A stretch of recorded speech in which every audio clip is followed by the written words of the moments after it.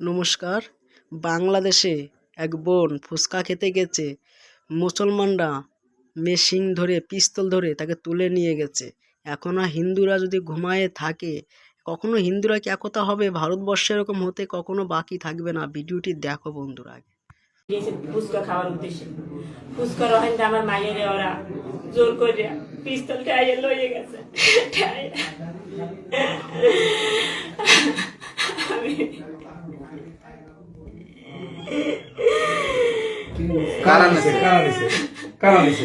কালীশ্বরী ইউনিয়নের দলু মোল্লা আর নাতি সোহান মোল্লা।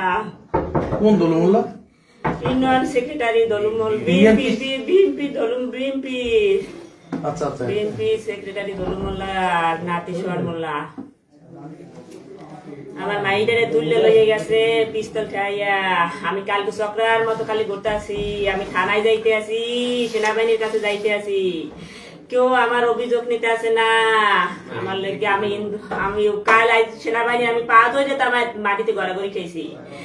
আমি হারা বিকালটা দুপুরটা সকালটা আমি সেনাবাহিনীর মাঠে আসালাম, সেনাবাহিনীর আমার দেখছে। আমি থানায় আসালাম, কতটুকু থানায় গুনে আবার সেনাবাহিনীর মাঠে পড়ে গেছি। আবার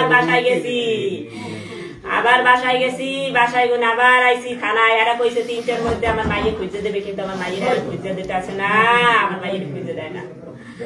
আবার আমি সন্ধ্যাকালে আবার এই থানায় আইসি, থানার মসি কইতে আছে আমি ডিউটিতে নাই, আর একজন কেডা হ্যাঁ কইতারিরা, এরা কোনো ডিসিশন দেয় না আমারে। আবার আমি সেনাবাহিনীর কাছে গেছি, সেনাবাহিনী পা ধরে আমি গড়াগড়ি খাইছি। আমার মাথায় এই দেন ভুল, আমার মাথায় ভুল, আমি গড়াগড়ি খাইছি। আমার এরা ডিসিশন নিতে পারতে দিতে দেয় না, কিছু কয় না। পরে আমি দলুমোলার নাম্বারও আগে দিছি, আপনারা আল্লাহকে যোগাযোগ করেন, আমার মাইদের একটু উদ্ধার করে দেয়। রাইতের মধ্যে আমার মাইদের যদি উদ্ধার না করেন আমি যাবো না, আমি মাঠেই বইয়ে থাকবো। আমি মাঠে বইয়ে থাকবো, লাগলে আমি গলায় দেখবো, আমার মুখ তো আমি যাইতেই পারতাছি না। কি বলে আমি সকালে আমি বাসায় পাড়া দেই না, এই বিকাল হইতে কালকে 3-4 হইতে আমি বাসায় পাড়া দেই না। আমি এই দলুমোলার বাড়ি দৌড়াই, রাজীব মোলার বাড়িতে দৌড়াই, সব জায়গায় দৌড়াই, ছাড়াই আইছি, আবার বাড়ি যাই। আমি ঘরে যাই না, হ্যাঁ বুঝি কি দৌড়াই খালি, আমি বাসায় যাই না। বাসায় সেদিন রাত্রে বিকাল হইতেই তালা দেওয়ার বাসায়।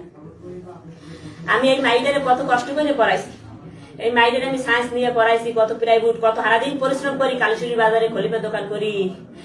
আমি জানি না আমি ব্যবসা মনে হয় করতে পারবো না সামনে, এই পজিশনে আমার মনে হয় ওরা করতে দেবে না। আমি কত পরিশ্রম করে এই মাইদের সায়েন্স নিয়ে পড়াইছি। আমার এই মাইদের স্কুলে প্রাইভেট দিছি, সায়েন্সের টিচার আনি বাসায়, ডিজিটাল স্কুলের টিচার আনি আমি বাসায় পড়াইছি। মাইদের A+ পাই না, খালি 7 লেগে আমার।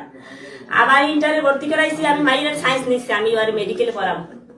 আমার কত আচ্ছা, আপনি যার কথা বললেন, আপনি যার কথা বললেন সে যে আপনার মেয়েকে নিছে, এর সত্যতা কি? ওরা জ্বালাইছে, আমার মাইদের জ্বালাইছে।